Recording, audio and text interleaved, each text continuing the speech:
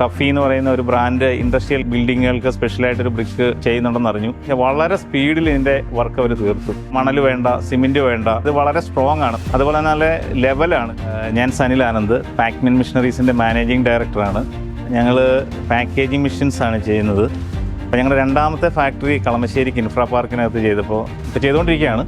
അപ്പോൾ അതിൻ്റെ വർക്കാണ് ഇപ്പോൾ ഇവിടെ നടന്നുകൊണ്ടിരിക്കുന്നത്. അതിൽ ഞങ്ങൾ ഉപയോഗിച്ചിരിക്കുന്നത് ഇൻ്റർലോക്കിംഗ് ബ്രിക്സ് ആണ്.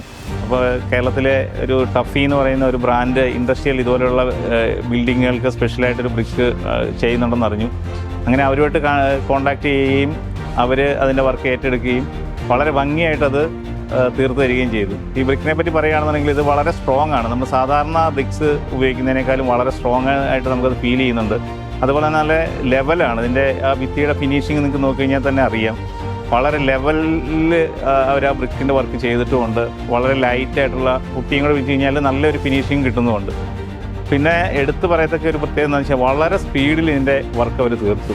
ഈ 10,000 സ്ക്വയർ ഫീറ്റിൻ്റെ വർക്ക് എന്ന് പറയുന്നത് ഏകദേശം ഒരാഴ്ച എടുത്തില്ല. അതിന് മുമ്പ് തന്നെ ആ ബ്രിക്സിൻ്റെ വർക്ക് ഫുള്ളായിട്ട് തീർക്കുകയും പിന്നെ നമുക്ക് ഇതിൻ്റെ അകത്ത് മണൽ വേണ്ട, സിമെൻറ്റ് വേണ്ട, ഒരു കെമിക്കൽ ഒഴിച്ചിട്ടാണ് അതിനെ സ്ട്രെങ്തൻ ചെയ്യുന്നത്. അതുപോലെ തന്നെ ഈ 10,000 സ്ക്വയർ ഫീറ്റ് ബിൽഡിംഗ് ചെയ്തതിൽ വാട്ടർ ക്യൂറിങ്ങിൻ്റെ ആവശ്യമില്ലാത്തതുകൊണ്ട് വെള്ളത്തിൻ്റെ ഉപയോഗം വളരെ കുറവായിരുന്നു. അപ്പം എനിക്ക് വളരെയധികം ഇഷ്ടപ്പെട്ടു ഈ ടഫിയുടെ ഈ വർക്കും അവരുടെ ഈ പ്രൊഡക്റ്റും. അപ്പോൾ നിങ്ങൾക്ക് ഇതുപോലെ എന്തെങ്കിലും റിക്വയർമെൻ്റ് ഉണ്ടെങ്കിൽ തീർച്ചയായിട്ടും നിങ്ങൾക്ക് ടഫിയെ കോൺടാക്റ്റ് ചെയ്യാം.